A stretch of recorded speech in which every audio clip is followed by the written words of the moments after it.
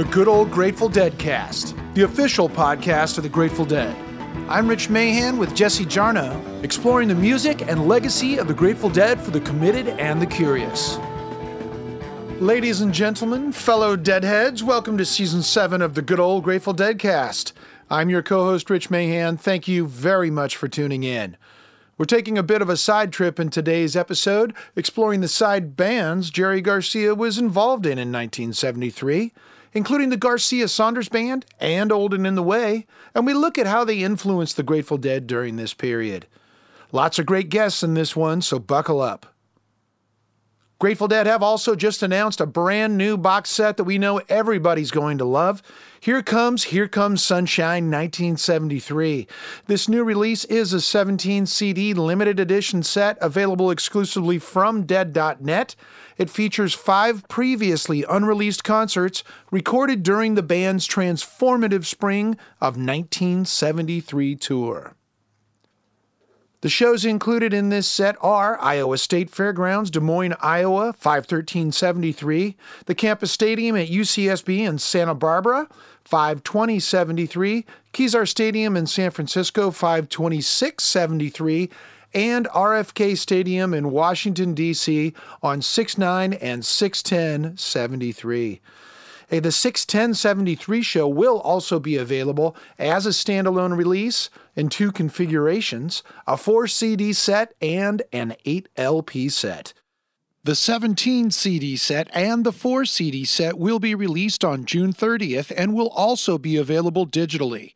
The 8 LP set comes on July 28th, and you can pre-order all of the Here Comes Sunshine 1973 releases now over at Dead.net. Head on over to dead.net/deadcast and check out all of our past episodes of the Good Old Grateful Deadcast, including our complete seasons 1 through 6. You can link from there to your favorite podcasting platform so you can listen where you like to listen.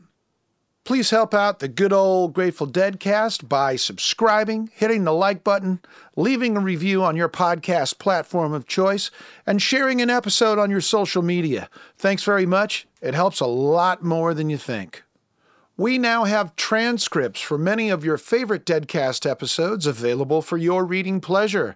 We recently uploaded Season 1, so pop on over to dead.net/deadcast-index and check them out. Thanks to everyone who has left their stories over at stories.dead.net. We're now asking you to share your stories about going to shows in 1973.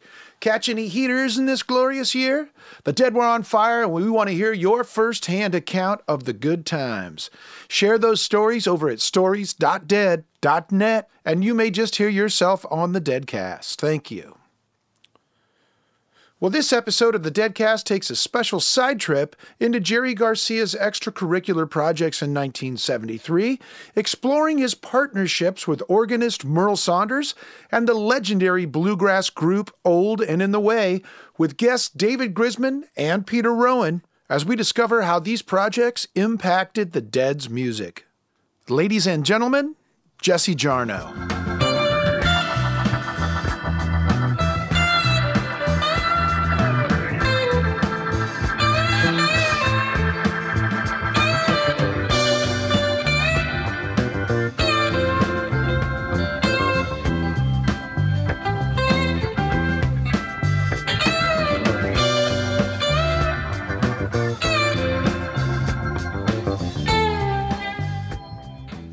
Special episodes of television shows would sometimes begin with their characters breaking the fourth wall, speaking directly into the camera, just like I am now. Or, like in Masterpiece Theater, with the host sitting in an easy chair smoking a pipe. So let's start today's episode like that. Imagine me, sitting in a room different from the one you are in now. There are lots of Dead tapes and old issues of the Golden Road strewn about. I'm in my desk chair. It's not tobacco. And since the Deadcast is for families and proudly podcasting everywhere in the world, this week, I'm also in drag. Much love to all of our trans, non-binary, and otherwise awesome Deadhead friends out there, especially those stranded in places with people who, lately, somehow have found time to hate. And since you're wondering, it's a casual, beachy sundress sort of situation with spangled pom-pom things on the sleeve. Pretty comfy, really. But the real reason we're starting off like this today is to note that we often get requests for episodes about the Jerry Garcia Band or his work with David Grisman or some other aspect of Garcia's career outside the Dead. And we have to remind the requester that structurally we are in fact the good old Grateful Deadcast, and that Garcia's side career is out of our jurisdiction. We've made a few exceptions over the years, specifically a bonus episode about Garcia's years in the folk and bluegrass scenes, and one about his self-titled solo debut. Our mission this season is to get into the new Here Comes Sunshine box set, which captures 5 fantastic Dead shows from 1973. But to get into the Grateful Dead in 1973, a side trip is necessary. And as we learned, from a business perspective, things were kind of blurry back then.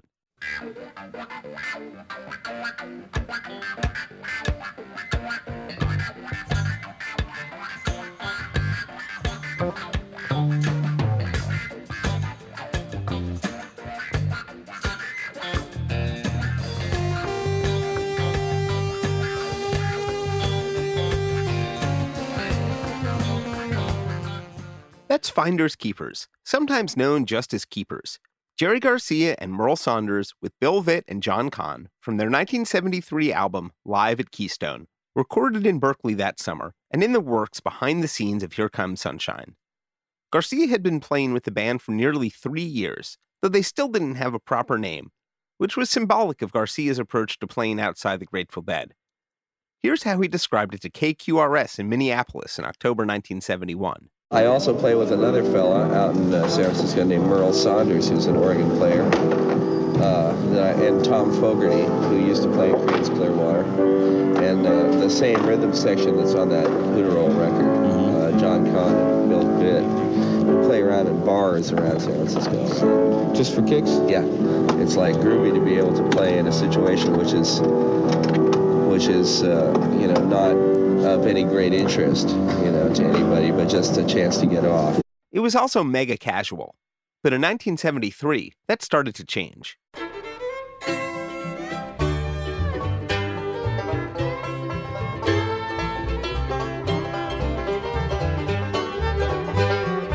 Holding in the way, that's what I heard them say. They used to heed the words he said, but that was yesterday.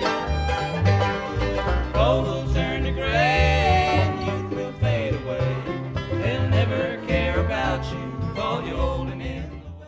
In early 1973, Jerry Garcia co-founded another new band, the bluegrass quintet Olden in the Way, who would record their own legendary live album that year and have a transformative effect on bluegrass itself. Like the Garcia-Saunders group, they maintained a mostly parallel existence to the Grateful Dead that was also going on at the same time as the 5 shows on the Here Comes Sunshine box set. Joe Jupille is the proprietor of jerrybase.com, the most incredible living source of dates and data around Garcia and the Dead. Joe is also working on his own book, Fate Music, shaping up to be the deepest account of Garcia's musical life outside the Grateful Dead. Welcome back, Joe. To me, this period is the most blissful period of Jerry's life. He's got 17 irons in the fire. He's crushing it in every project. The music is interesting and diverse and flowing. His life is set up at Stinson with his wife and kids, and they're pretty happy. The commercial success is coming. It's just perfect, man. I mean, it's just a moment in time that I just wish he could have, had more of. In our last episode, we spoke about the range of businesses launched around the Dead in 1973 and the surrounding years. There was Grateful Dead Records, out-of-town tours, fly-by-night travel, hard trucker speaker cabinets, and the clothing boutique Kumquat May to go along with Alembic and Ice 9 Publishing. Though it stayed formally casual, 1973 was also the year that Jerry Garcia might first be considered a business of his own.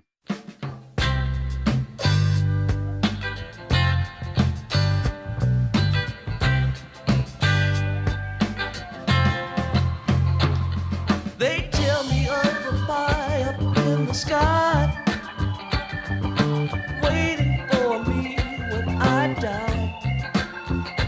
From the minute you're born to when you die.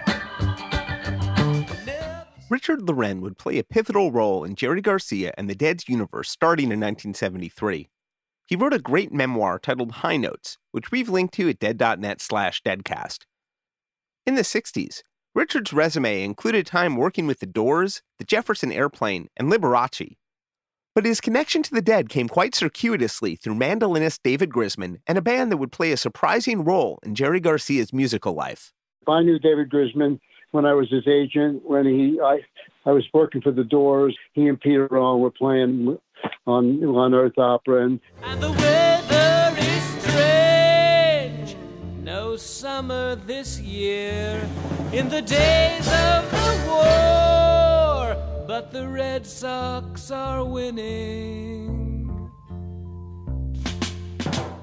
That was The Red Sox Are Winning by Earth Opera, a band featuring Peter Rowan and David Grisman that we'll be hearing a bit more about today. To jump forward, though, by 1970, they'd mostly dissolved. In 1970, David and I had a partnership, basically, and we represented Peter Rowan's two younger brothers for a while. And we were living in New York. In the summer of 1970, Grisman had visited California, run into Jerry Garcia at a Grateful Dead Jefferson Airplane softball game, and wound up playing some overdubs on American Beauty. Rippled in still water, when there is no pebble tossed, nor wind to blow, reach out your hand. If your cup be empty. We told that story on our Ripple episode.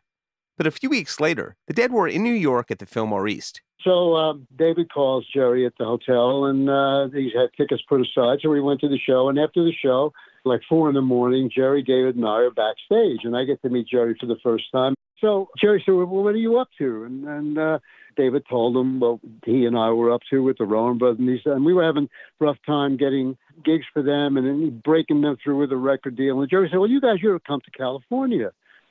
Well, in the New York second, we were in California.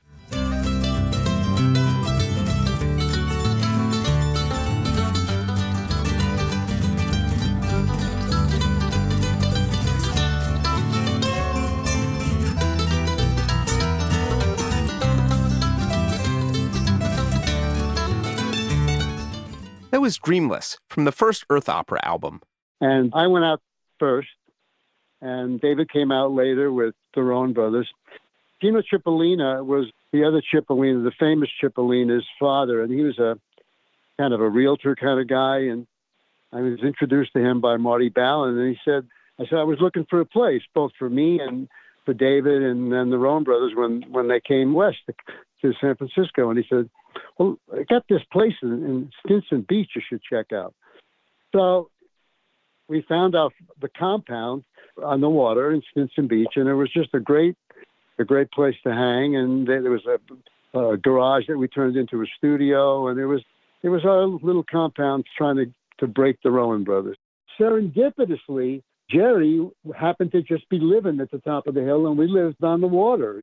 Jerry Garcia, Mountain Girl, and their growing family had moved to Stinson Beach in the summer of 1971, purchasing a house with the money made from his first solo album.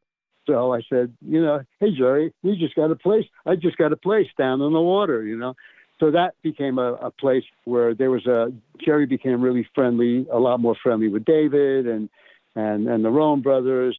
When the Rowan brothers caved, they didn't make it commercially.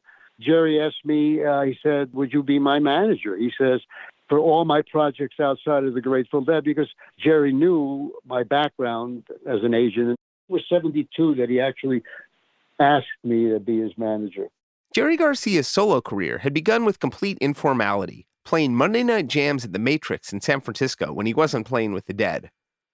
Merl Saunders joined up in the fall of 1970, and by early 1971, he and Garcia were gigging multiple nights a week when the Dead weren't on the road. By the end of 1972, it was getting hard for Garcia to keep track. When I became his manager, we got an office in Mill Valley. We were both living in Stinson Beach. I had my secretary from the Rowan brothers. We got, we rented a house, and every morning at 9 o'clock in the morning, Jerry would come in to the office. It was kind of like a clubhouse scene we had. John Kahn would come in and, just Jerry's friends. It would be a place to hang out. He'd come in, drop down his briefcase, roll a big fat one, do a couple lines, and the morning began. we did everything in that little office. We talked about when he could play gigs with Merl and Jerry, when the Dead weren't playing, and so on. I'd interface with the Dead at the time and find out through I think it was Cutler that was actually doing the booking at the time. I wasn't sure. Jerry never wanted to interfere with any of the gigs that the Dead were on. It was always Dead came first. And then whenever there was free time, Jerry wanted to play. He wanted to play all the time when the Dead weren't playing. So it was my job to make that happen. We did local tours, local gigs, a bunch of guys getting high talking about where we want to play. And then Jerry would leave at noon, and I'd book all the shows. Sounds like a fun scene. A bunch of us were interested in the occult. And in my office with Jerry is where people came to talk about that kind of stuff that nobody else talked about. The metaphysical, the occult, the weirdnesses, aliens, all that kind of stuff. We were all into that stuff. Not all the Dead, but Jerry, me, John Kahn, Alan Trist, Phil came in every once in a while. And our relationship was a natural from the beginning. We were a great team. We helped each other and him navigate a business that was volatile and crazy, including all the members of the Grateful Dead and the crew. He needed me he needed a manager, and to take care of all of the business end of his affairs. But he wanted a friend to do that. I went to every show of Old and the Way and every show of Jerry Garcia band, Merl Saunders band, every one of them, until 1981, when I quit.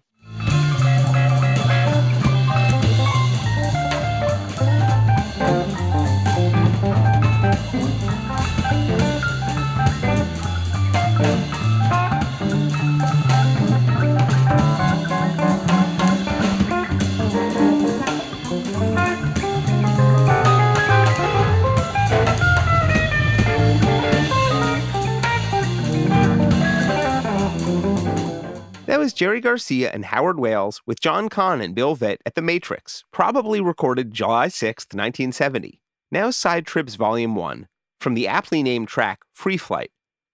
Garcia played with Wales throughout the spring and summer of that year, but the open jams got a little too popular. We spoke with the late Howard Wales during our American Beauty season. You can hear more of this conversation in our Broke Down Palace episode. It was one of those small places, people coming from all over town. And then, of course, when everybody found out about this jam session, that meant that anybody to everybody or whatever just, came down, and it became a really not a good thing. With too many guests dropping by, Howard Wales retreated, and Merl Saunders took over in the fall of 1970. Merl was easy to get along with. One of the sweetest, gentle souls you could meet. Being in his presence was a gift. He wasn't a heavy talker, but when he said something, it had meaning and it was meaningful. He was a special man. By early 1971, the Garcia-Saunders group was playing multiple nights a week at the Matrix and other bars around the Bay Area. Another key point in the band was the bassist.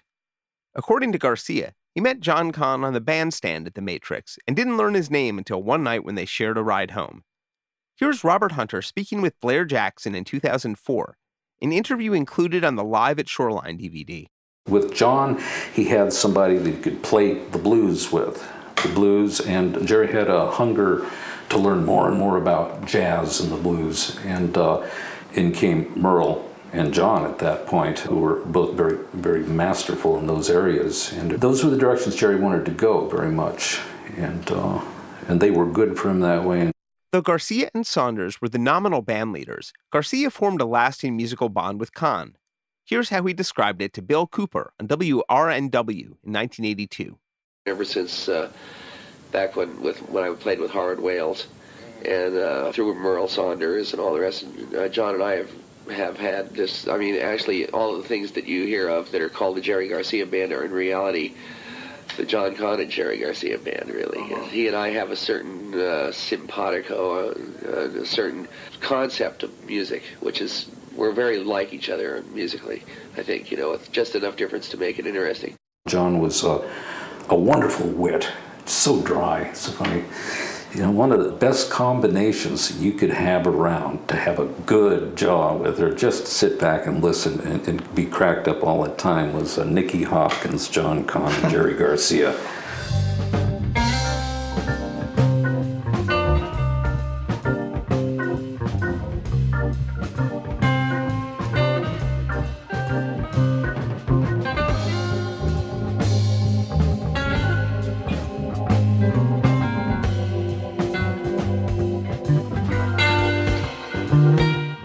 That was My Funny Valentine from the Garcia-Saunders Vit Con album, Live at Keystone. With Saunders, alongside R&B, blues, and open jams, Garcia began to play jazz standards for the first time, a vocabulary that would increasingly inform the music he made with the Grateful Dead starting in 1973. Though Jerry Garcia's work with Merl Saunders and his membership in Old and in the Way are rightly called side projects, each was also a full-time, genuine band in its own right. Looked at another way, working with Jerry Garcia was a side project for Merl Saunders. In 1972, he and John Conn had been members of Paul Butterfield's touring band, while Merl also worked on soundtracks for movies like Fritz the Cat. Our guide to the Garcia-Saunders project is Merl's teenage roadie. Please welcome to the Deadcast, Merl Saunders Jr. I would help him get the organ out of the house, into the van, and he'd take it down to the Keystone, and I would plug it in, put the pedals on, and turn it on, and either hang out or come back and get it like the next day. Steve Parrish and Joe Winslow, who's the guy that started Hard Truckers, were the roadies, and they gave me my first, I think, $12 was the first thing I made. And I was probably 13 when that happened. That's some heavy gear to be moving around.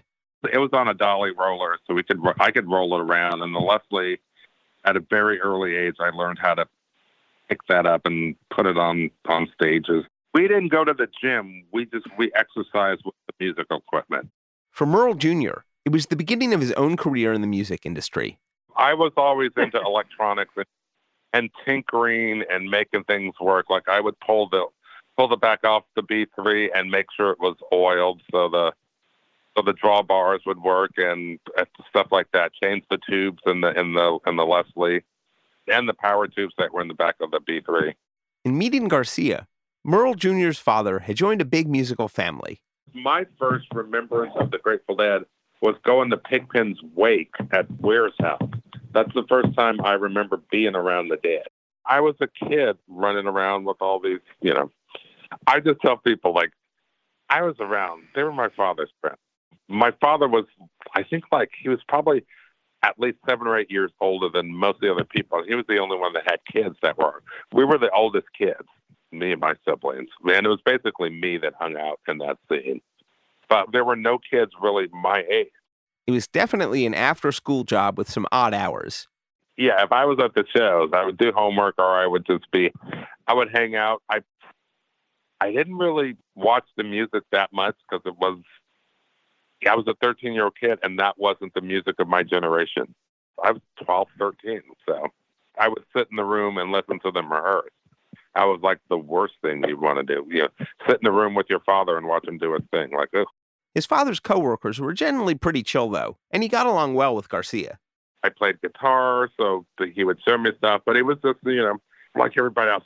He was one of my father's friends. He wasn't mine. And I hung out with him when he was around. Yeah, he helped me with homework. In other ways, Merl Jr.'s dad was helping Garcia with his homework.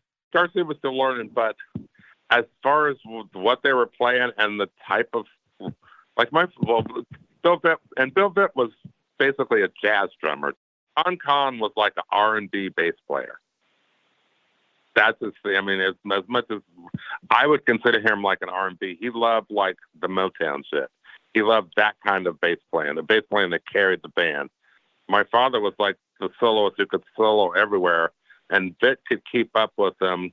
And Garcia was stepping out.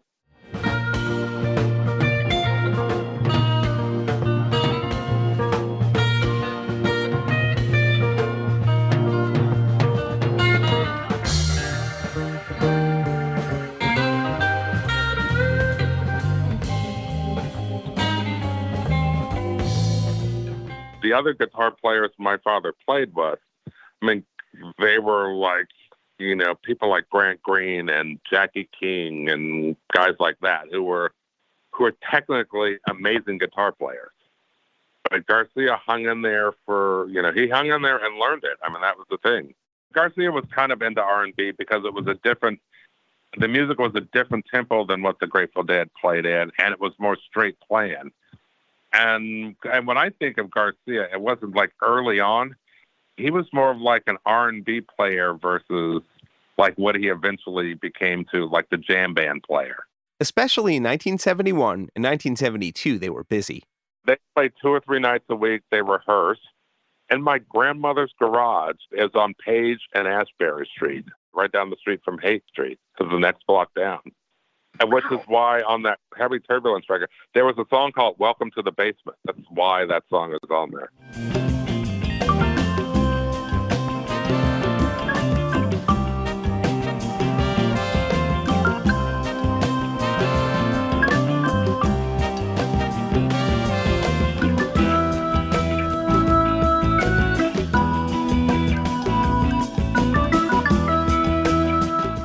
Released in spring 1972, Heavy Turbulence was the second product of the band that started at the Matrix, released only a few months after Garcia and Wales' Hooterol, which had been recorded a bit earlier, in late 1970. I don't think Garcia plays on Welcome to the Basement, but he's on the rest. Let's pause, though, and hold on to the fact that in 1971 and 1972, if you were there at the right time, Jerry Garcia was apparently jamming in the Haight, literally 2.5 blocks from the Dead's old place at 710 Ashbury. People kind of knew it was them because people would just be hanging out outside. People would be lined up. There was a big apartment building across the street, and people would just be sitting out there listening to the music.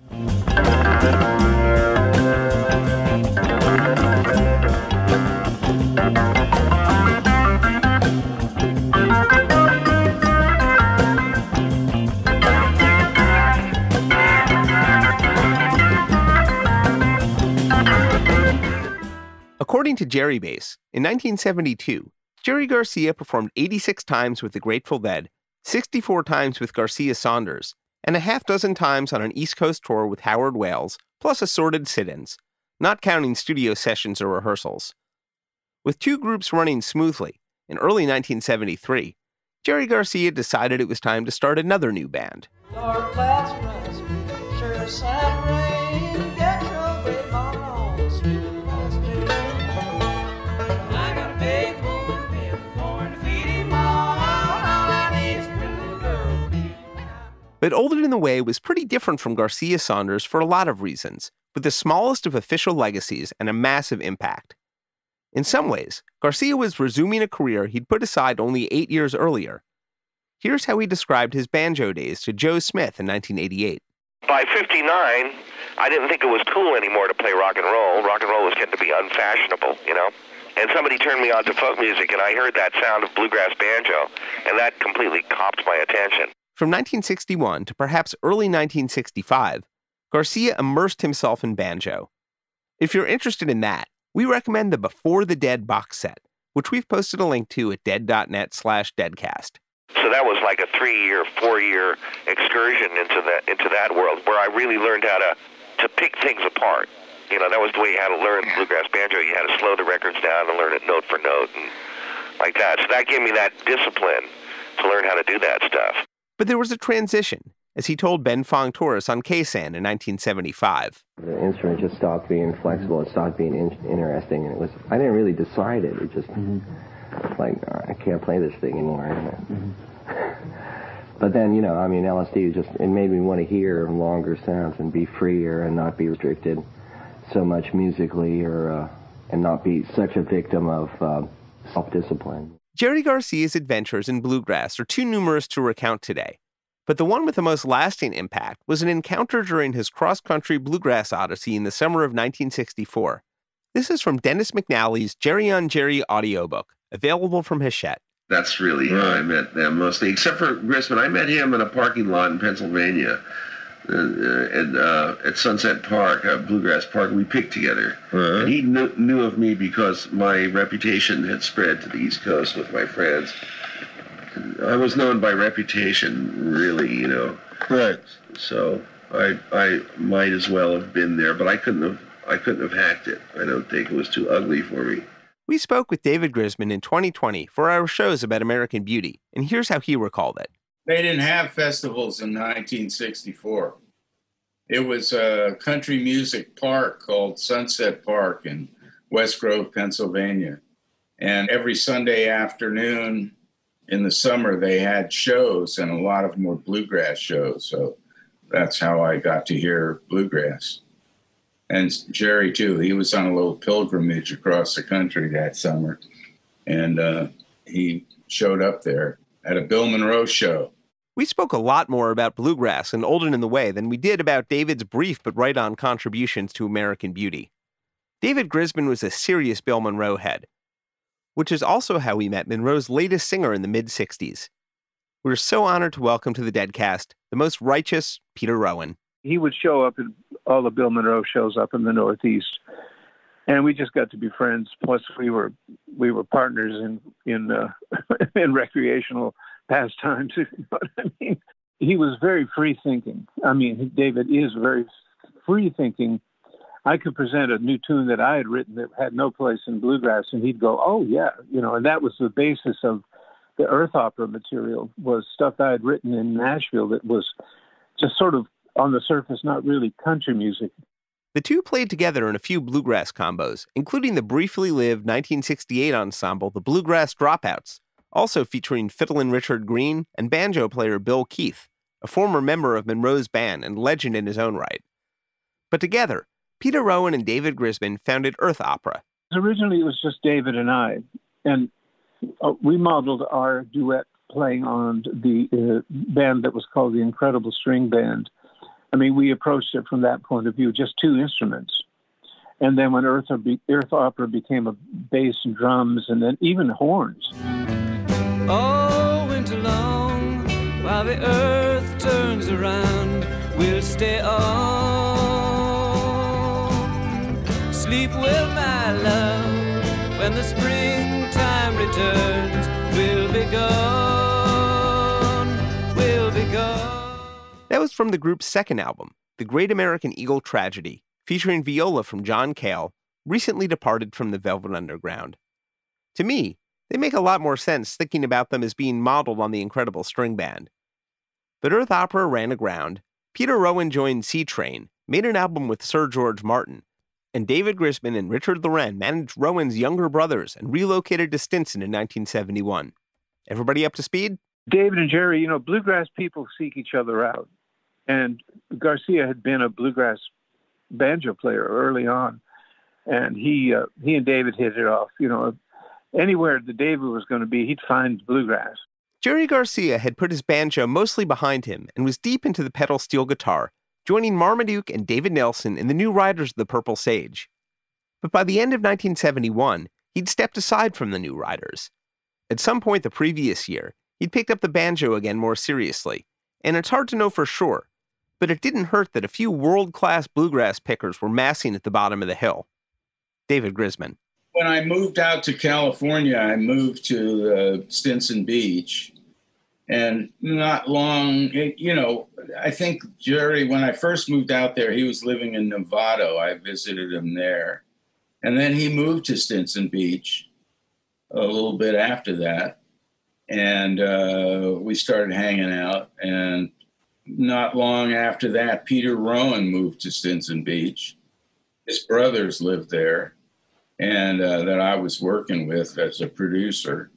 And I brought Peter up to Jerry's house. He lived in the highest house up on the hill. And I took Peter up there to meet Jerry, and we just naturally started playing bluegrass because both Peter and I had worked in real bluegrass bands. Peter Rowan. Olden in the Way was, the sun has gone down, we've all had supper, let's go up to Jerry's house and pick. And Jerry was, at that time, he had two young girls, Trixie and Annabelle were both living there with him, and Mountain Girl. And it was just a special time. They had settled, as a family. And, I look over the history of the whole thing, that moment of domestic bliss didn't last forever. He loved to play bluegrass, and so Peter, he had played with Bill Monroe, and I played with Red Allen, so we just started going up there and jamming on bluegrass tunes, and Jerry pretty much immediately said, well, I can get us gigs. And we needed made about $150 a night, which was an even split. It was a lot of money back in those days. Richard Loren. Jerry said, well, hey, man, this is really cool. Let's play a few gigs. So first couple of gigs, the Rowan brothers played. They played it in Stinson Beach at the Firehouse. Jerry, he could fill all those clubs, the Lion's Share in San Anselmo, the Boarding House. We played. There was a place called Homer's Warehouse in Palo Alto, and the Keystone Berkeley, the Keystone Palo Alto. We played, he liked to play all the time. Jerry didn't like to rehearse very much, He said, let's just play. With Jerry in the band, of course, we automatically had an audience because as Jerry, even with Merl Saunders and the Grateful Dead, he had a great local following in the Bay Area. And it was all by chance that we all sort of, by chance or by wizardry, I don't know which, but we all ended up out there, and we actually had work, because bluegrass is not a place to go for work. The trio of Grisman, Rowan, and Garcia represented something fairly powerful that's worth examining. Joe Jupille. What drove Jerry was more music with great players. More music, less bullshit. And Old and Away was absolutely perfect. He didn't even need to bring a roadie. He didn't need anybody to haul amps for him. He could just show up with his banjo. Great music, low key, no pressure, no expectations. Of the frontline players, he was the least accomplished. Whether it was Richard Green or Vassar on the fiddle, between Rowan, Grisman, and Green, or Rowan, Grisman, and Vassar, Garcia was the least accomplished. And so it was challenging for him. He was young and hungry and had all the energy in the world.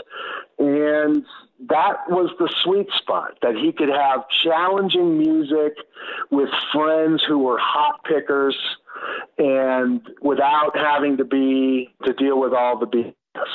David Grisman was a 27-year-old mandolin phenom who'd not quite found a place for his mandolin playing just yet. He was a veteran of the festival circuit, numerous get-together bands, his Earth Opera partnership with Peter Rowan, a side of managerial hustle with Richard Loren, and an exacting vision for his own music that he hadn't yet fulfilled. But even having a charismatic banjo player and shredding mandolinist isn't quite enough for a bluegrass group, as Grisman points out.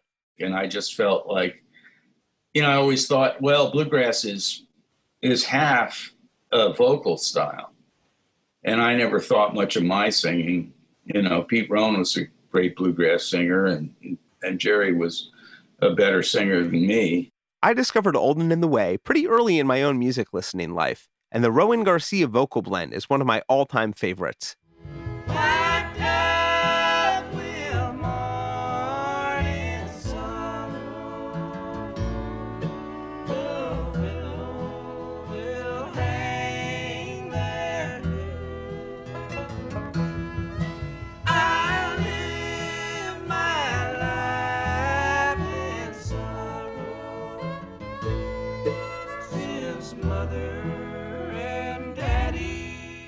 But it took me years to realize the full scope of Peter Rowan. He's got a handful of original songs on the Old and the Way album, released in 1975, but it wasn't until I started listening to their performances that I realized not only how big the repertoire was, but how many Peter Rowan tunes were in it. Richard Loren.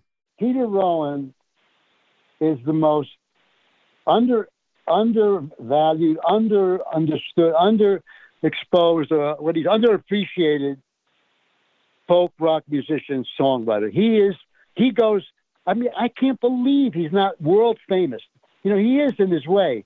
Here's the thing is I knew that if we were going to play bluegrass, as a writer, I had to put something in there that was going to interest a guy like David Grisman, who was always looking for something new. So right from the beginning, because they were the songs that C-Train wouldn't do. They were quote, too funky, too country. they didn't have the ear for that. But Jerry and David had the ear. You know what I mean? It was like, oh, well, yeah, we know what to do with these songs. I'll meet you at Alamo Mission. We can say our prayers.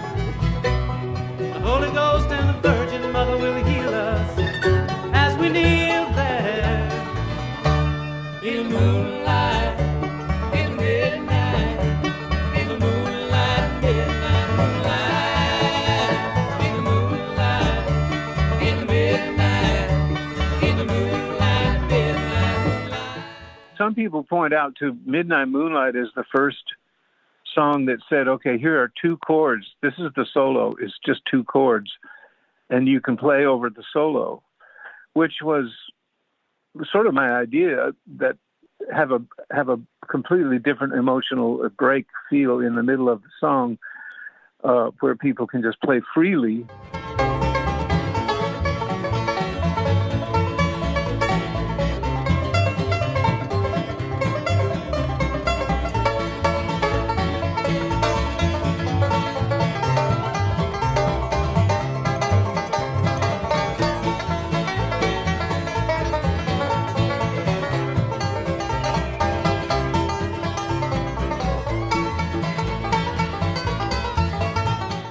The interesting thing about them for me was, again, to make them more, not challenging, but more fun for the, instrumentalists, to put the passing chords in. If Midnight Moonlight was to be a straight bluegrass song, it would only be like A and E.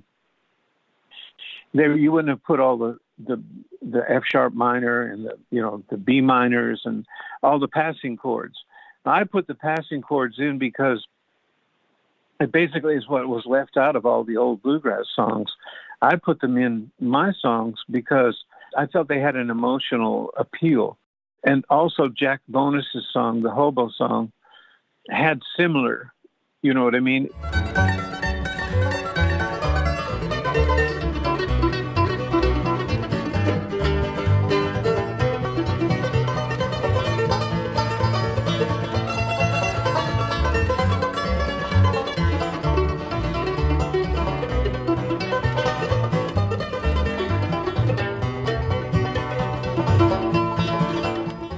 The Hobo song was hardly traditional bluegrass fare.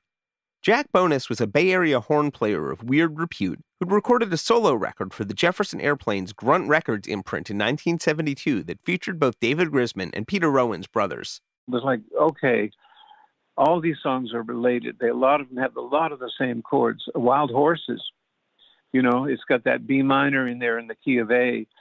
And, it was that was a chord that became popular in bluegrass, like the Osborne Brothers or the Country Gentlemen would go from an A to a B minor or G to a minor. It has a certain emotional quality that Bob Dylan was pretty influential on that. He and the Beatles, but it was part of the music of the 60s, and in bluegrass or folk music, they had started using that chord. It has an emotional pull to make that chord change. Panama red, he'll steal your woman, then he'll rob your head. Panama red, on his white horse Mescalito, he come breezing through town. I bet your woman's up in bed with a Panama red. Without dwelling on that chord change in itself, all those songs that came into Panama Red, it has a B minor in it. Midnight Moonlight has the B minor. Wild Horses has the B minor. The Hobo song has the B minor. In relationship to the keys they're in, has that emotional quality. I think it united those songs. I think it made a group of original songs that had a identifiable feel, which is kind of what you want. You know what I mean? You want an identity with something recognizable about the material. Wild horses couldn't drag me away.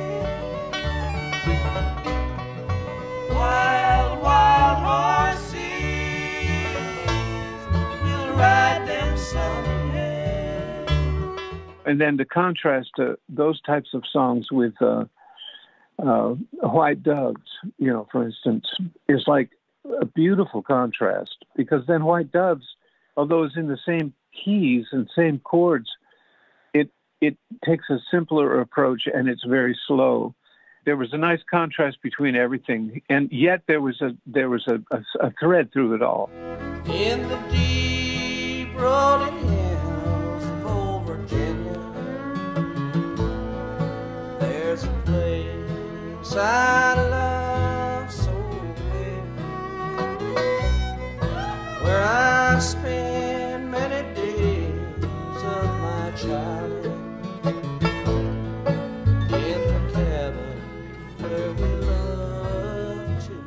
We were rehearsing Panama Red and L.A. Cowboy, and I was introducing my material to the band, and he said, hey, man, you should take these tunes to Marmaduke and Nelson. The New Riders are making a record. And I guess that's one of the first records that Jerry wasn't to be part of. It was like they did those tracks in Nashville with, I believe, Norbert Putman was the producer. And I had never pitched a song to anybody before. And he said, yeah, they're rehearsing over at some place in San Rafael. And I said, you think I could just go over and sing it to them? And he'd go, yeah, man.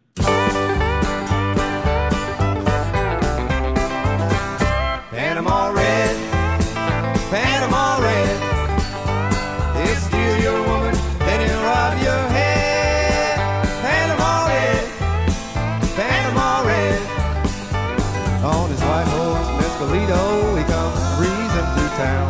Bet your woman is up in bed with old Panama Red. Peter Rowan's song would provide the title and first track of The Adventures of Panama Red by the New Riders of the Purple Sage, released in the fall of 1973. Both songs were perfect additions to the New Riders' dope smokin' canon. Jerry Garcia would perform Rowan's Midnight Moonlight and Mississippi Moon for most of his solo career. While Old and in the Way worked hard at being casual, their existence proved a little more serious.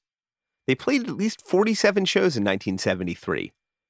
The Old and in the Way look like a band, sound like a band, and unquestionably were a band in every sense of the word. They were a bluegrass band, which is a far more fluid thing than a rock band. Like jazz, it's accepted that players come and go, and sometimes align perfectly for the briefest of moments. That February, just as Old and in the Way were starting up, while the Dead were on tour, Rowan and Grisman accepted a gig backing Bill Monroe on a TV special in Los Angeles as representatives of the next generation of bluegrass players. But Monroe's bus broke down, and they had another new band on their hands.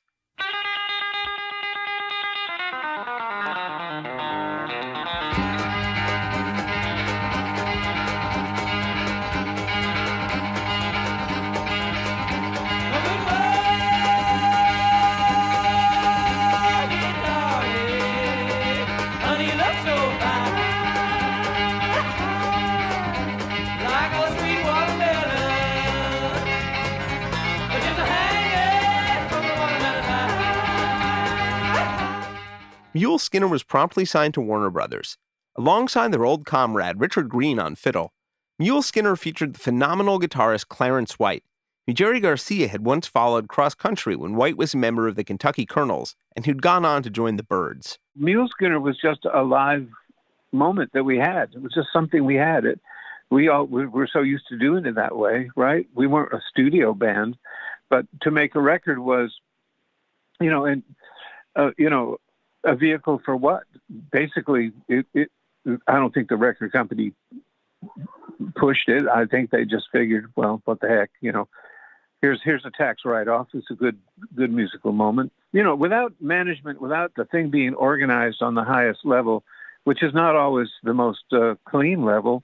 It was a brilliant musical moment, though, right in the middle of Old and in the Way's existence. One more fluid assemblage of world-class players.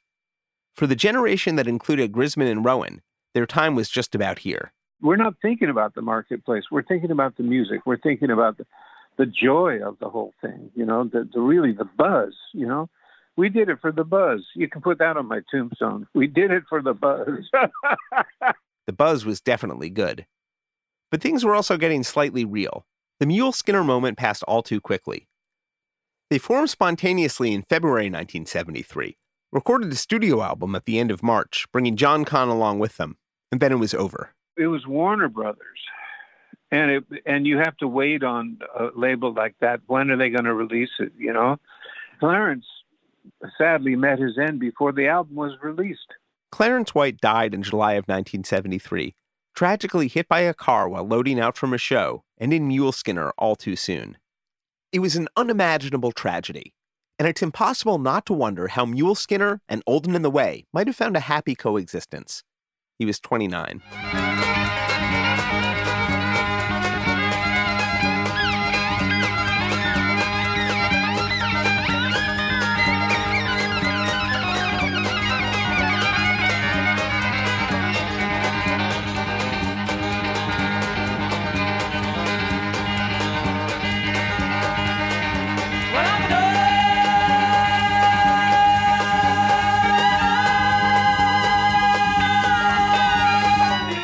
There's a lot of talk about influence in music, and it's not unfair to count Olden in the Way as one of the Grateful Dead's biggest influences in 1973.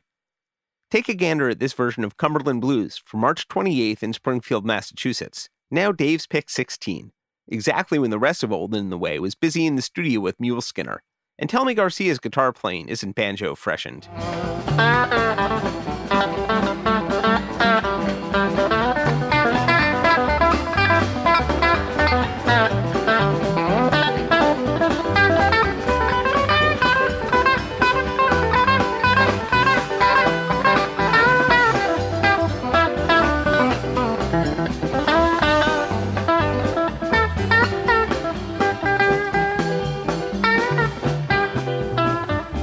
Both Olden in the Way and Garcia's group with Merl Saunders had fairly enormous repertoires that were constantly evolving, with dozens of bluegrass tunes, spirituals, blues numbers, jazz charts, R&B covers, originals by Peter Rowan, and more, all coursing through Jerry Garcia's music in 1973.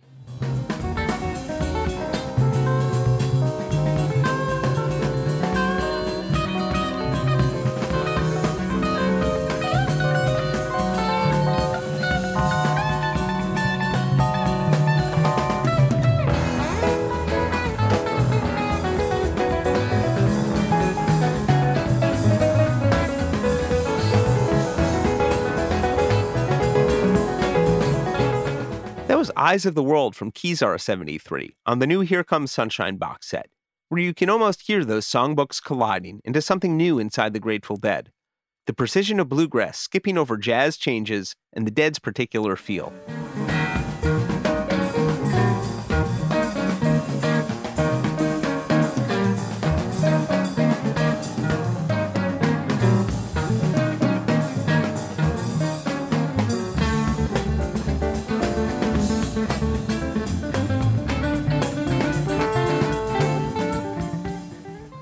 Joe Jupille finds this period especially compelling.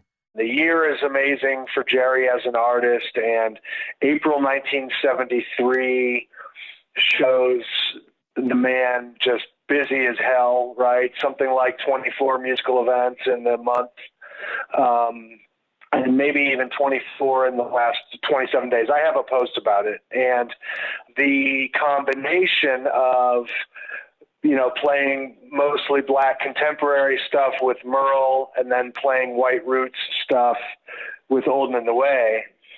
And it's absolutely thrilling. So that's my first, hit on the period, is that it's an efflorescence artistically and musically, right? And, with the young man's energy. So it's really a sweet spot for him. In 1973, Jerry Garcia co-owned a record label. By the beginning of 1974, he co-owned two. And yet Live at Keystone, the debut by the Garcia Saunders Group, wasn't on either. Nor was it on Garcia's longtime label Warner Brothers, but Fantasy Records, the biggest independent label in the Bay Area. Merle Jr. When I first started hanging out, they were owned by the Weiss brothers. This guy, Max Weiss, was the guy I remember. But yeah, they were there, and then they had a bunch of... They were mainly a jazz act. I think one of the biggest ones was like Vince Guaraldi had done. I think they'd done the first Peanuts probably around, or Charlie Brown, at like a 64, 65.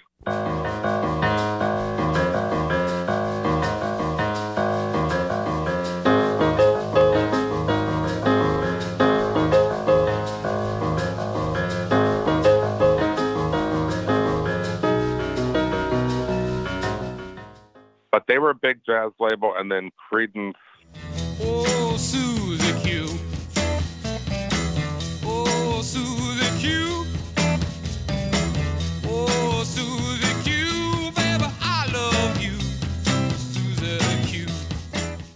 With the perennial bestseller of Vince Guaraldi's Charlie Brown Christmas and the eye-popping and briefly unstoppable hit machine of Creedence Clearwater Revival, led by former Fantasy stockboy John Fogerty, Fantasy was a pretty happening place in the early 70s when Merl Saunders returned to the Bay Area and took up a spot as house organist.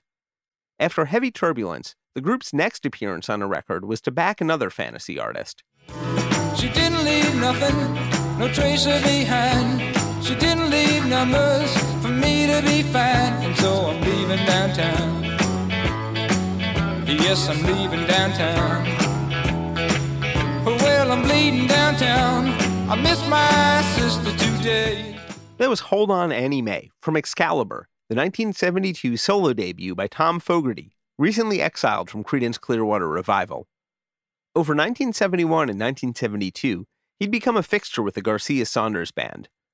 The prospect of a supergroup featuring Saunders alongside a member of the Grateful Dead and Creedence Clearwater Revival had Fantasy pretty stoked. For a loose aggregation of people, like the record company had other ideas. The marketing ideas, when they got together. Tom's ex-bandmates from Creedence would stop by to support him. Yeah, Doug and Stu. Yeah. Uncle Doug, Uncle Stu. Yeah. I still call them that. And they were my father's friends until the end. The original band was Saunders, Garcia, and Fogerty. That's how it started. And I think Tom lasted probably like a year and a half. And then he didn't like the scene so much and wanted to do his own thing. Tom Fogerty left in late 1972, around the time Sarah Fulcher sang a few gigs with the band, a configuration that can be heard on Garcia Live Volume 12. She's gotten an occasionally raw rap from tape collectors, but I think it's unfair. To my ears, Sarah Fulcher's vocals are a lot more like Pigpen than Donna Jean Godchaux, and she fearlessly improvised verses out of thin air. You might think you know all the words to How Sweet It Is, but not when Sarah's singing.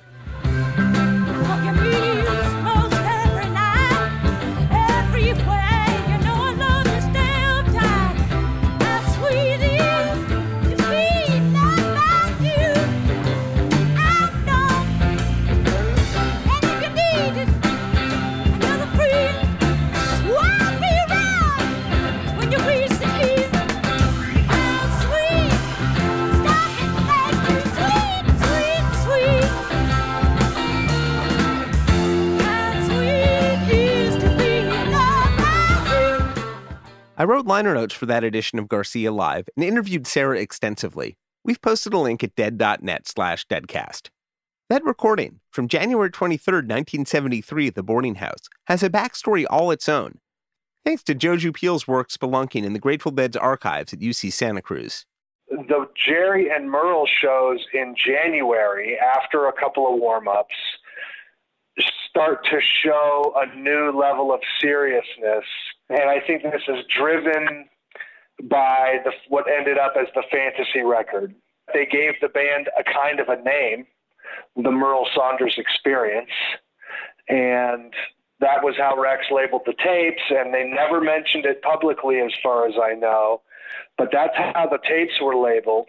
And the second thing, of course, is the taping. So before 1973, one of the reasons we don't know much about the band in 1971, 72, is that Rex and Betty weren't taping, at least not systematically. Though Richard Loren had established an office for Garcia's solo ventures, from an outside perspective, it was a complete tangle of expenses. The intermingling of the finances of Jerry Garcia as a business entity and the Grateful Dead as a business entity it was catastrophic for everyone involved. 73 is, of course, when Megadeth really hits. Giant stadium shows, the small number of big paying shows, and obviously Watkins Glen. But it's one thing to run a hip economy and hippie handshakes and stuff when you don't have that much money flowing through. But now there's just a lot more money sloshing around. That doesn't mean they used it more carefully or judiciously. In terms of the music itself, for now, that's neither here nor there. But one indisputable fact is that the increased flow of money left an increased paper trail that scholars can ponder in the Dead's archive, with Jerry Garcia's solo business fully intermingled with the Dead's. So the January 23rd, 1973, the opening night at the boarding house, they spent $1,200 on tape, including those big, giant, custom-made, 14-inch diameter Ampex 207s that Alembic was. I think that's what they did for Europe 72. And all of these other gizmos and gadgets, and the receipts are in the Grateful Dead archive. It might not be a lost album exactly, but after using the Alembic MM1000 to capture the Dead's New Year's show at Winterland, it seems like it went right back to work at the boarding house a few weeks later. The recordings didn't quite catch, and they kept refining the band. Later in the spring, George Tickner, who'd go on to co-found Journey, played second guitar for a while. George Tickner played because Garcia was used to having another guitar player. And I don't think Tickner sang, but he definitely, because he was part of that whole East Bay scene as well. Bill Kreutzmann filled in on occasion. Kreutzmann was like, he was more like an R&B drummer versus a rock drummer. I mean, to me, because he was pretty steady. The solid beat it wasn't funky, but it was solid, like Bernard Purdie. And I think Kreutzmann was the one that turned us on to the Meters. One of the Live at Keystone songs was from a Meters record. It's sort of like an homage to the Meters. Finders Keepers is like an homage to the Meters.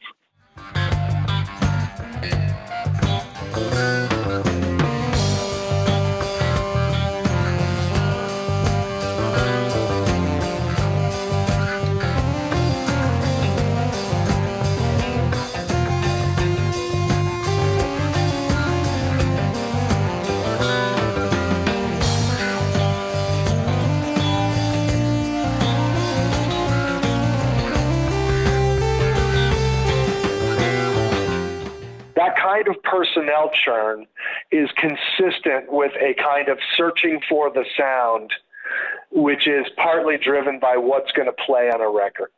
And they ended up stripping it all away and just going with the quartet. And I don't know what drove that decision. It could have easily been an artistic decision that it wasn't going to work with Sarah, and George Tickner had other plans in his life, so it could have been a personal decision for him. I'm quite sure that they divided the money up equally from that record. Richard Loren. The Keystone were all recorded by Betty Cantor. He'd come in and record every show of Merl and Jerry locally. Betty would give a copy of the cassette to Jerry at the end of the show. When I was hanging with Jerry in the mornings, or even back in the office, we would play some of the music. Live at Keystone was done as a multi-track. Matthews and Betty, I mean, I think they had the recording thing up. I think the machine was up in the sound booth. Live at Keystone was recorded over 2 nights, July 10th and 11th, 1973, and it wasn't exactly a standard show for the band. Though they'd been together for nearly 3 years, most of the material had been introduced only in the previous months or weeks. The recording of Jimmy Cliff's The Harder They Come on the album is the earliest known version by the band. And as sure as the sun will shine, gonna get my share, what's mine?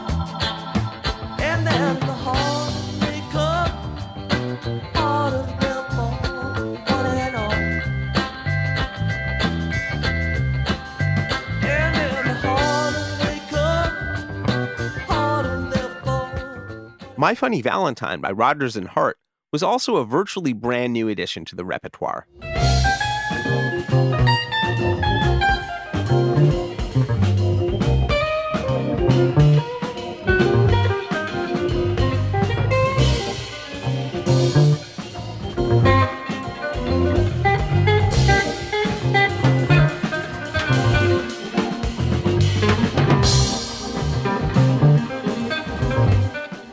Last episode, Rosie McGee told us about the Annie Leibovitz shoot in San Rafael, which is very close in time to the photos she shot for the Garcia Saunders album. They were shot during those 2 or 3 days that they recorded Live at Keystone.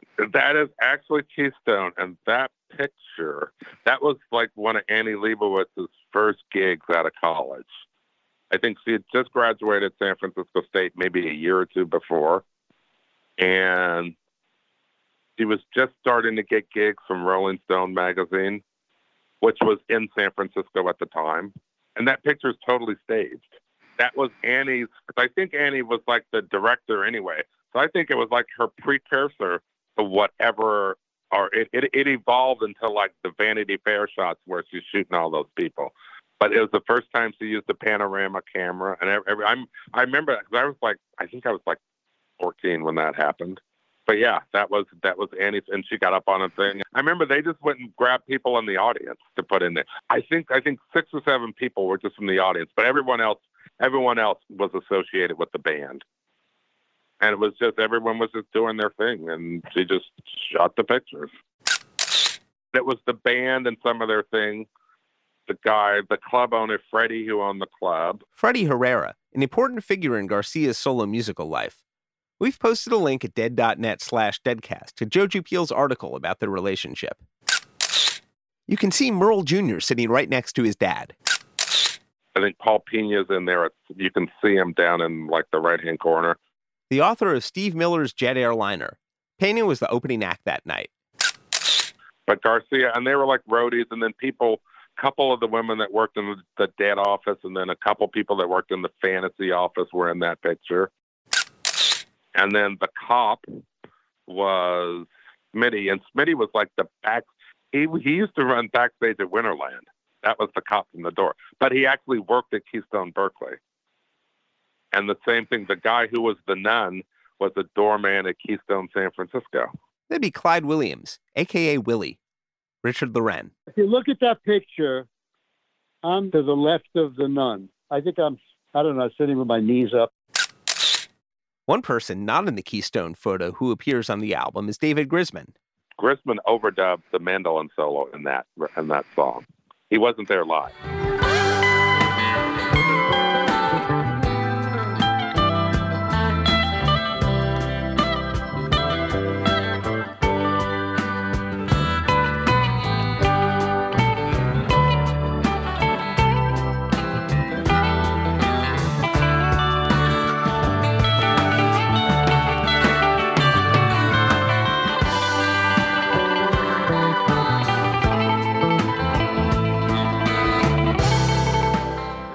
I love the way the mandolin shimmers all across positively 4th Street.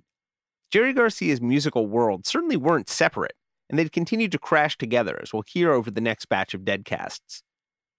With photo shoots and record company contracts, the Garcia-Saunders group was definitely getting real, though they managed to avoid having a name for a little while longer.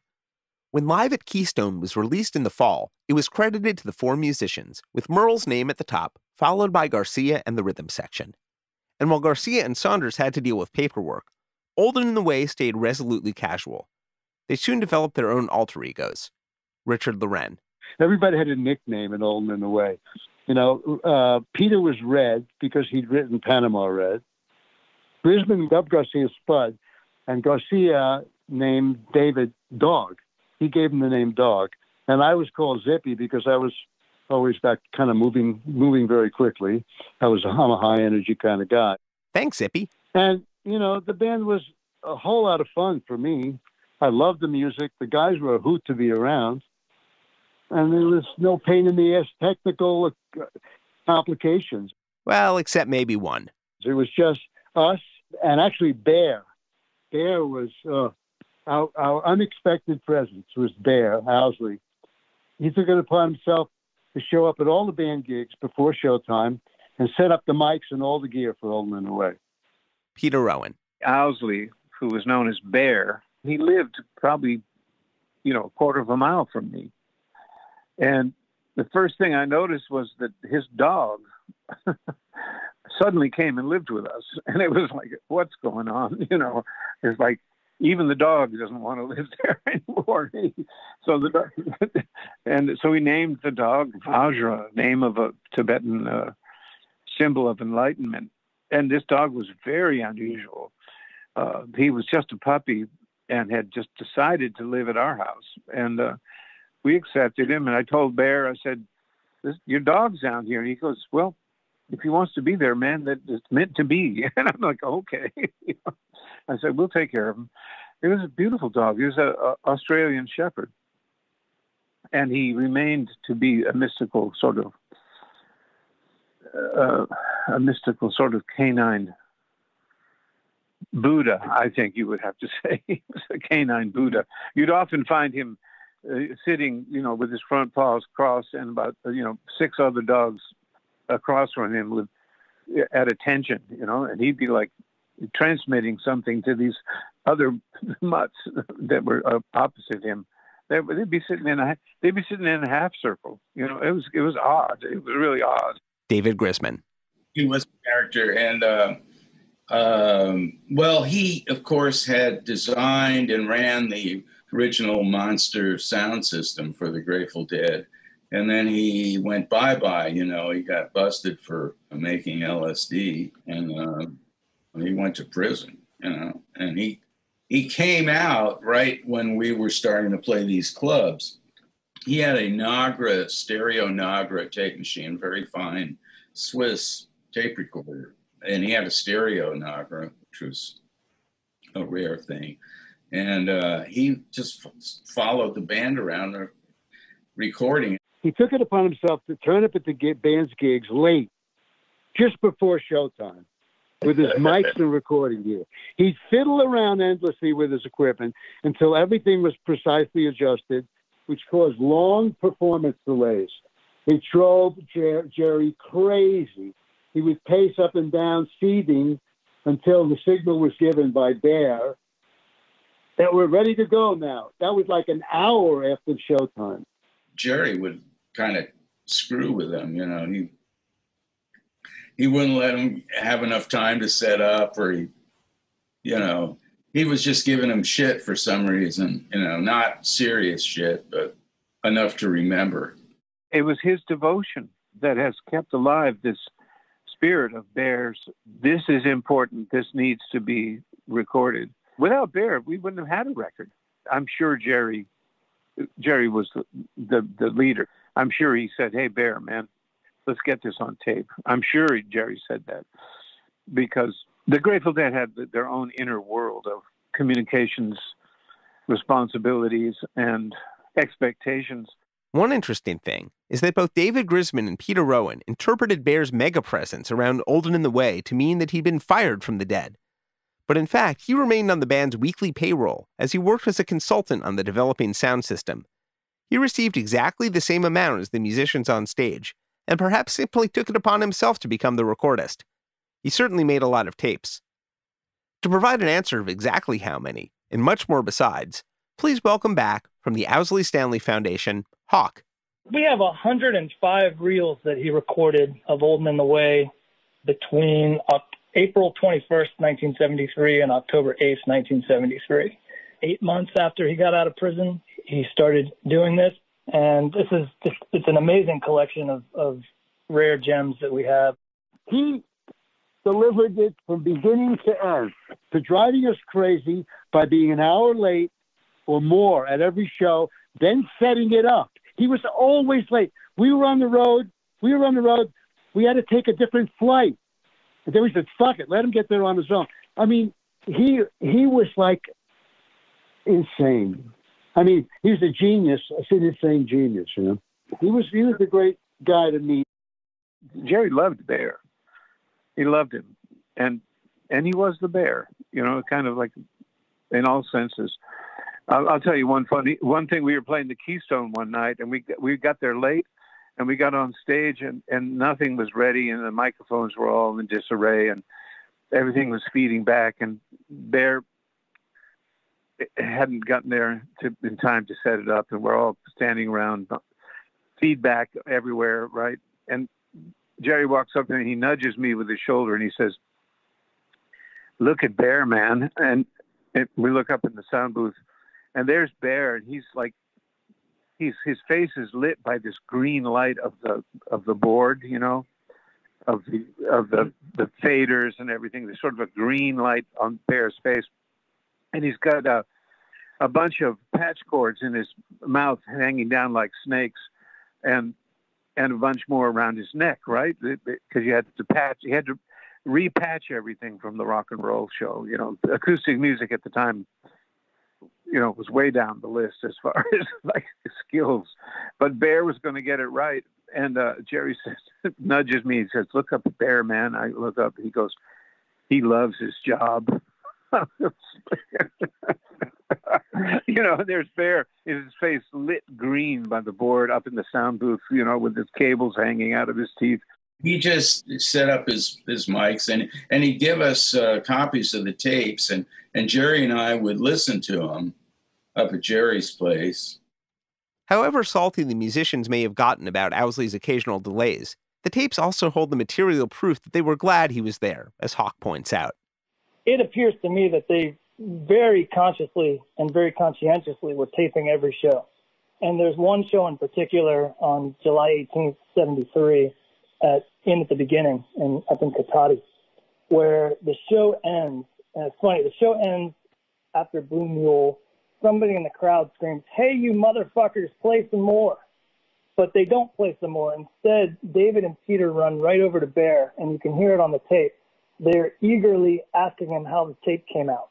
And it's absolutely priceless. Like, they thought they nailed it. They immediately ran to Bear to say, "Was it as good as we thought it is? Because we can't wait to hear the tape."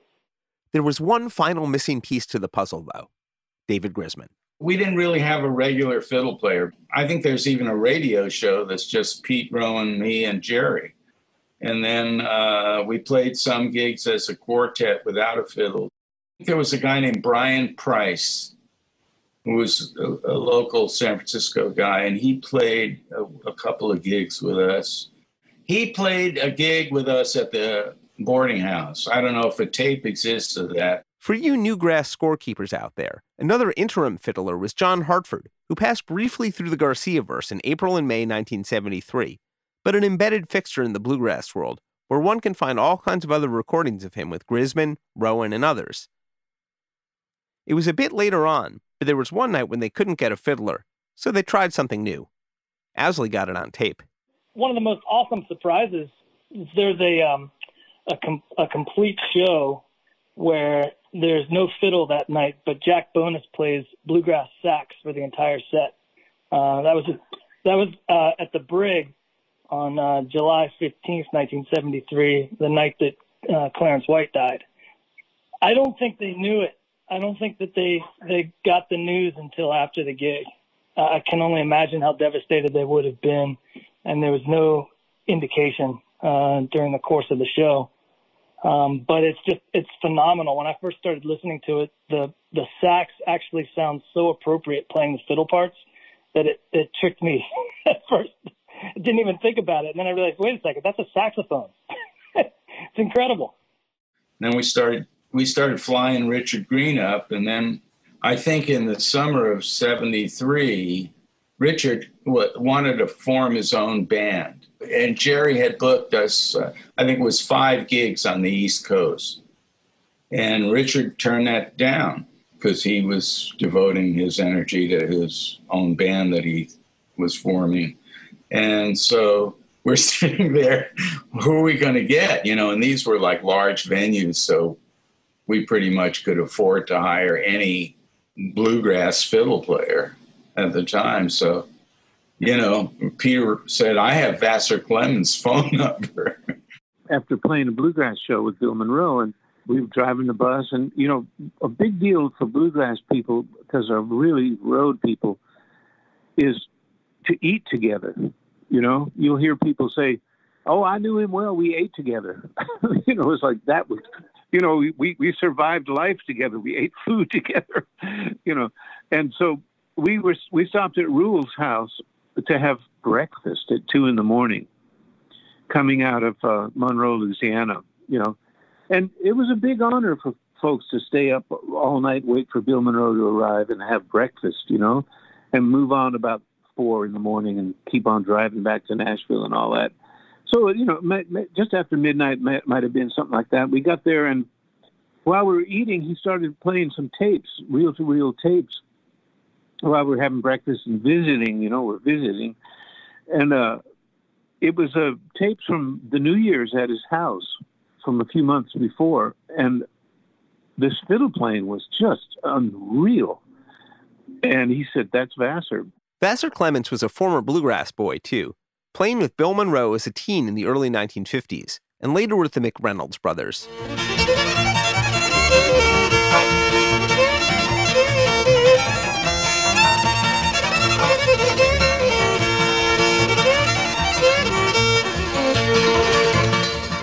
That was Vassar Clements performing with Bill Monroe on Bluegrass Ramble in 1950, a quietly radical player helping to urge jazz and bluegrass ever closer, a mission he'd continue when a group of musicians nearly 20 years younger called him for a gig. And I called Vassar, and I didn't know Vassar, and he's, "Oh, hi, Pete, how are you doing?" It's like, we've never met, you know. But that's bluegrass. If you're in the bluegrass, if you've been a bluegrass boy, you're known. You know what I mean? You're known. You're part of it. And I was just like meeting an old friend, really, Vassar. And I said, we got a little tour together here on the little West Coast band with me and Grisman and Jerry Garcia. He said, "Just send me a ticket, Pete. I don't need to know anything else." It was like, whoa, okay. And yeah, and so we sent him a ticket, and he met us in Boston. And so we just called him up, and he was game, you know. And so he showed up the day before the first gig, and we played the tunes, and we were all like starstruck. We were all like, we were playing with one of the original masters of this music, and he was. I think Vassar is kind of really at his height of his powers on those tapes.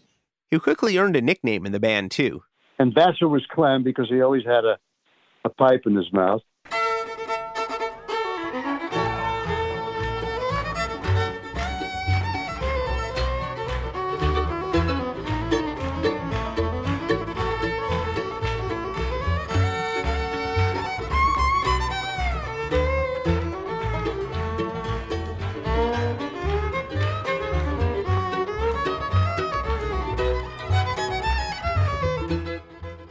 That was Vassar Clements' Kissimmee Kid, released on the Olden in the Way album and right at home next to Peter Rowan's compositions. Vassar was hired for what turned out to be the band's sole tour, a story we'll actually save for another day. There was no turning back. It was perfect, you know, because Vassar was the golden thread that wove it all together.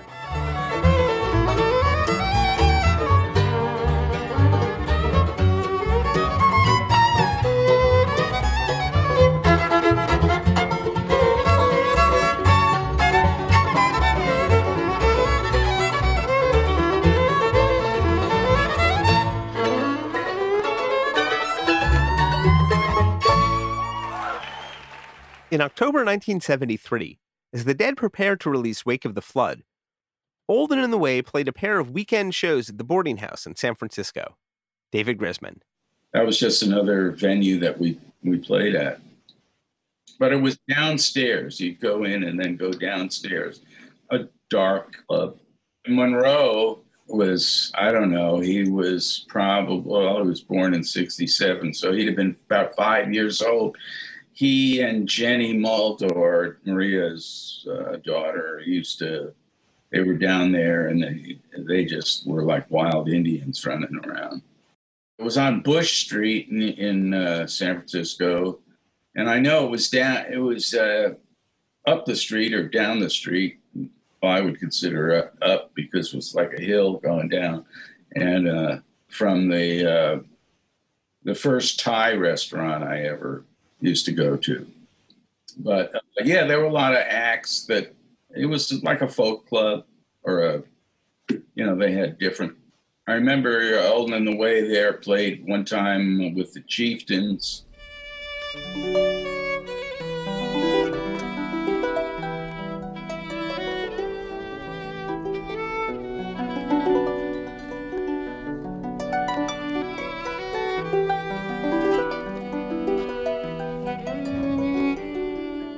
That was Carrick Fergus from the Chieftains' October 1st, 1973 performance at the boarding house, gorgeously recorded by Owsley Stanley, preserved and released by the Owsley Stanley Foundation. We've posted a link at dead.net/deadcast. Hawk. Jerry saw immediately the connection to his musical heritage when he heard the Chieftains play and invited them to open for Old Man the Way because it was the perfect pairing of, bluegrass and its antecedent sharing the same stage. A week later, Old and the Way played at the boarding house again, and Owsley recorded it as usual.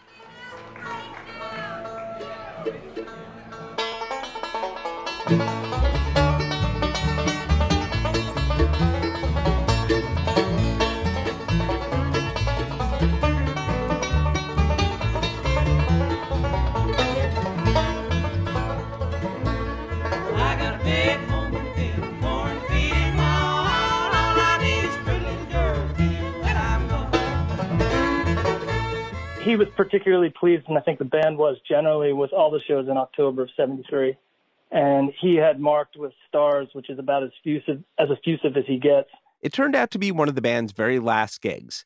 They played once more in November in Sonoma, and then a brief set at the Golden State Country Bluegrass Festival in early 1974. David Grisman. Jerry wanted me to be the leader of that band, and I just presumed Jerry, he was the guy that drew the crowds, and I just regarded him as the leader. I don't know what Pete Rowan thought about it, but I just thought it was time for me to do my own thing, which I'd been kind of emerging, writing tunes, and for whatever reason, we just didn't continue doing that. Richard Loren. The thing about it is it all ended too soon. They disbanded within a year, and the members returned to their own projects, leaving a legacy that wasn't defied convention, and it was incredible. Bluegrass bands I had played in Kentucky. I played with the Kentucky Colonels. Bluegrass is a pretty virtuosic music, and I mean, it's probably gotten way too tight and slick through the years, but at the time, I didn't appreciate everything about Old Man the Way that I probably should have, because especially the fact that I didn't realize how much Jerry enjoyed that. But I, for a number of reasons, wasn't that exuberant about it. So I kind of regret the fact that we could have kept that going. But in a way, I don't regret it because it allowed me to go where I went. Somewhere in the midst of this, Old and the Way recorded a studio album, or part of a studio album. It's hard to say. Peter Rowan. We went into Mickey Hart's studio, and we recorded 4 or 5 songs, and they didn't have the spark of how we responded to a live audience. We weren't all geared up to make that big connection with the crowd, and it was self-conscious. But we did a nice version of I Can See Clearly Now. Well, that I'd like to hear, a song that never surfaced in their live repertoire. Peter Rowan remembers the recording session as being during the later part of the band. It's weird, that was on the other side of the curve. That was on the beginning of the downward slide. Jerry was starting to get busy with the Dead again. There's a Melody Maker article published in the spring that seems to indicate that they'd already been in the studio by the end of March 1973 with a local fiddler. And there are some studio logs that suggest they may have been tweaking those tapes, or some tapes, at the record plant in the fall. But memories are blurry, and no tapes have ever surfaced. We didn't know what we were doing. I don't think we got anything out of those studio recordings, but I'd love to hear them again. They can't be that bad. We were a good band. There was no anger. I mean, those guys, we all got along great. There was nothing to do with that at all. No ill feeling, nothing at all. Just people. Jerry had gigs to do. Peter had stuff to do. Kind of like the Traveling Wilburys. They just were together, and then they went their ways. And then several years later, the Grateful Dead started their own record company, Round Records. Jerry called me up and asked me if I could put together with Owsley an album of Old and the Way, which I did. The chronology of the Old and the Way album is, like a lot of things, a bit hazy. But once again, thanks to the British music press, we have a few more clues. In early 1974, before the band had even played their final show, Time Out quoted Deadcast buddy Alan Trist as saying Olden in the Way would be the next release from Grateful Dead Records. It didn't happen exactly like that. As another Deadcast friend, Ken Hunt, discovered in 1980 when interviewing Jerry Garcia for the Dark Star zine, the delay was due in part to that familiar delayer of music, Owsley Stanley. But when Owsley finally got the recordings together with Grisman, they were incredible. There were these 2 evenings at the boarding house that were really well recorded, and the music seemed to come together.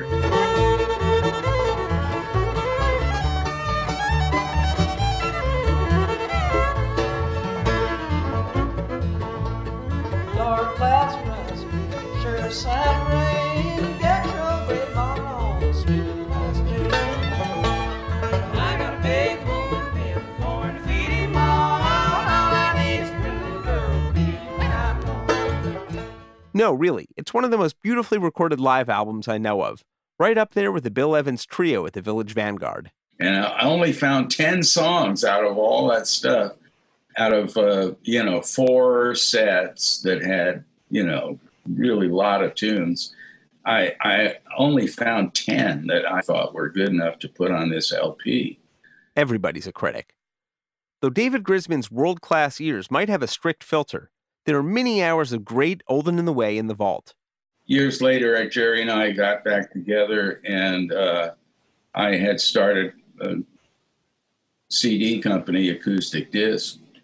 And one year, Jerry asked me to, I guess they had kept relicensing this original Olden in the Way record to various companies. And Jerry said to me, why don't you guys put it out? The contract's up. Well, it turned out the contract wasn't up. And so I said, well, maybe we should check out all those other tunes from those 2 nights, So we spent a few days in my studio listening to those shows. We both thought, hey, this stuff is pretty darn good, So that led to 2 more releases of other tunes that had never been issued that we put out on acoustic disc. Mama said, don't go near that river. Don't be hanging around old Catfish John. Come the morning, I'll always be there, walking in his footsteps in the sweet dead of dawn. We've posted a link to the complete boarding house tapes at dead.net/deadcast, as well as David Grisman's own acoustic disc podcast. We had a really cool thing, but I didn't appreciate it all that much at the time. And I was more or less headed in a different direction. So fortunately, Jerry and I got back together years later and revisited all kinds of music. The legacy of Olden in the Way began before their album was even released. Right after Olden in the Way, I formed a band with Richard Green, fiddle player, who did some playing with Olden in the Way. Actually, there's a really good recording that we made in the Record Plant recording studio with Richard on fiddle. But we started a band called the Great American String Band, and later became the Great American Music Band. And that was kind of the birth of dog music. And I started writing a lot of music and continued to do that, and basically made a career out of it. That wasn't bluegrass, That's why I called it dog music. Jerry Garcia was an occasional member of the Great American String Band, the last music he would make with Grisman for a decade and a half, as Grisman set out on a path to transform acoustic music. Unfortunately, part of the reason for the decade-and-a-half break in the Garcia-Grisman sessionography is because of Round Records malarkey that resulted in Grisman not getting paid for Olden in the Way. But that got worked out. Though John Hartford had helped put Vassar Clements back on the map on the steam-powered Aeroplane album, Olden in the Way got Vassar's playing in front of many more new ears. Richard Loren. Once he came here to play with Olden in the Way, every musician in the Bay Area wanted Vassar on their record, or involved with them. So he wound up actually playing on Keepers, the Merl Saunders solo album that had everybody on it.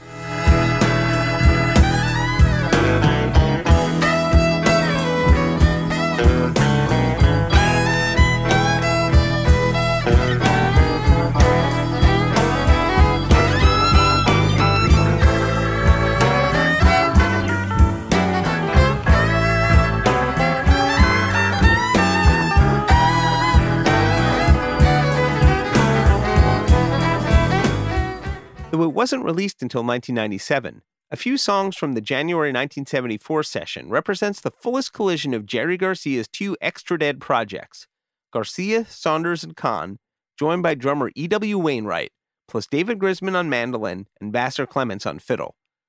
These bits are from That's All Right, as is this.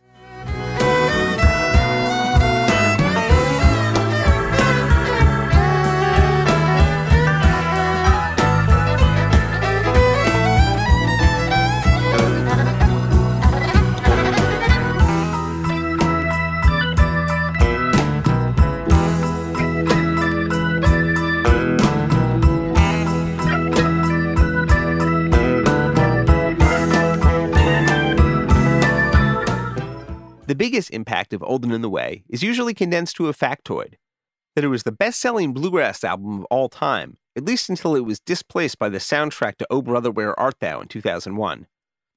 Probably the best-selling bluegrass album of all time is the soundtrack to Deliverance. You know, Deliverance.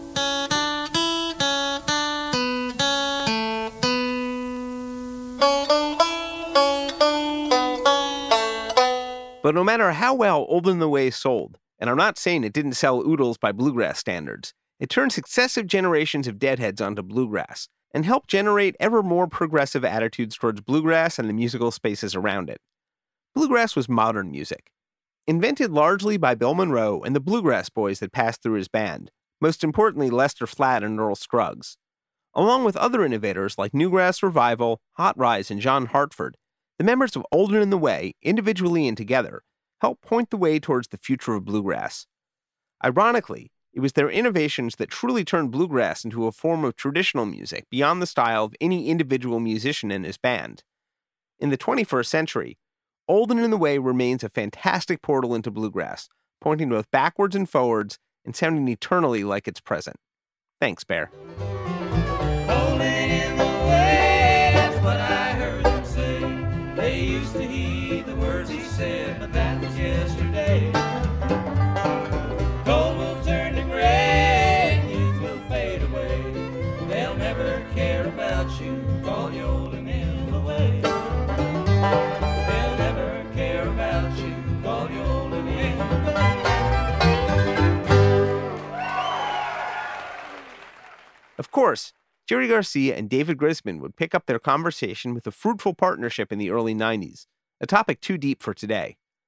Garcia and Merl Saunders had a more sustained partnership than Old and in the Way. Merl Jr. hung around Dead shows occasionally. So I remember going to shows, and they would kind of take care of me. I mean, my girlfriend, the girl that I used to hang out with when I was in junior high, we'd go down to shows, and I went to a bunch of New Year's shows, and I remember my father having asked my girlfriend's mother, "We're going to take your daughter to a show. We'll bring her back after midnight. We'll sit down there." And we would park, and my father would say, "Hey, meet back here at the last song before encore," because we would leave before. But I remember, and we used to crawl into the wall of sound. We used to crawl into like where the speakers were when they had the wall of sound, and we would crawl into this cubby hole that was by where Billy entered the stage, and we would just sort of hang out in that little hole and pass Billy J's. But hanging around the Dead scene also pointed Merl Jr. towards a career path. I grew up around like Bear and Parrish and Ramrod and Kid, Joe Winslow, and the studio. There was a studio in San Francisco called His Master's Wills, but in the front of it there was a limbic, so it was like Ron Wickersham and all those guys were like in the front of the studio. So that's how I learned how to do guitars. I was a teenager. I wanted to be a recording engineer, and the studio, His Master's Wheels, which was, it used to be called something else, but it was on 60 Brady Street, and Olympic was in front. We've talked a lot about the influence of Alembic on the world of live audio over the last few years of the Deadcast. One very real way that the tech spread was when Alembic's employees and associates began to use it outside the sphere of San Francisco bands. I was always a tech guy. I was a tech for all my father's gear, and I got into guitars and tinkered with guitars, and then probably about 17 or 18, like all the local people, it was kind of like a joke for them to hire me away from my father. I went out on the road with David Crosby. I worked with Paul Kantner, and I had done stuff on my own. I worked with Michael Jackson. I worked with Frank Zappa. I worked with Robert Cray, amongst other people. And I used to go out on the road with people and then just incorporate the technology that I had already known. I was on the road with the Hawkins family, and they had an acoustic guitar, and I remember they just let me borrow the Countryman piano pickup. The Merl Saunders experience transformed into Legion of Mary in 1974, before becoming the Jerry Garcia Band in 1975, minus Merl. Garcia and Saunders recombobulated for Reconstruction in 1979 and periodically through the 80s. But the basic Garcia-Saunders songbook formed the core of the Jerry Garcia Band, with many of the songs debuted in 1973, staying in Garcia's repertoire all the way through 1995. But in some ways, 1973 was the key to it all. Joe Jupille. Watkins Glen is 600,000 people on 728, and 4 days earlier he's playing Crabshaw's in Sacramento for 200 people. He was happy playing for 200 people, picking some banjo, and then he'd go and play for 600,000 people, at the biggest gig ever. We'll let Olden and the Way pick us on out of here with their traditional set closer, Peter Rowan's Blue Mule, from October 1st, 1973 at the boarding house, available from Acoustic Disc.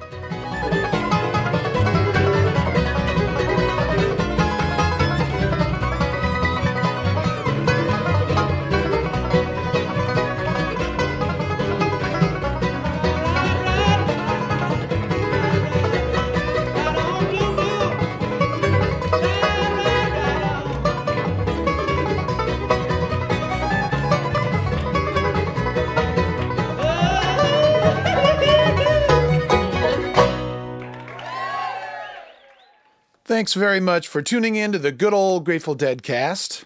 If you must know, I'm wearing a rather loungy caftan from my girlfriend's closet in solidarity with Jesse and all of our brothers and sisters out there fighting the good fight. Because in this family, we know ain't no time to hate. I remember getting turned onto the Keystone recordings and being blown away by the depths of Jerry Garcia's musical ability. And I didn't think there was a way I could love that man's music anymore, but bam, that music hit me and set the hook even deeper. And if this episode has turned some of you on to this music for the first time, enjoy your newfound rabbit hole. We'd like to thank our guests in this episode, David Grisman, Peter Rowan, Merl Saunders Jr., Richard Loren, Howard Wales, Hawk Semins, and Joe Jupille. Extra special thanks to our friend David Gans for helping by contributing audio from his interview archive. Thank you, David. And thanks very much to you for tuning in. Don't forget to like, subscribe, and share an episode on your social media. And give us your 1973 tour stories by recording yours over at stories.dead.net. Executive producers for the good old Grateful Dead cast, Mark Pincus and Doran Tyson. Produced for Rhino Entertainment by Rich Mahan Productions and Jesse Jarno. Special thanks to David Lemieux. All rights reserved.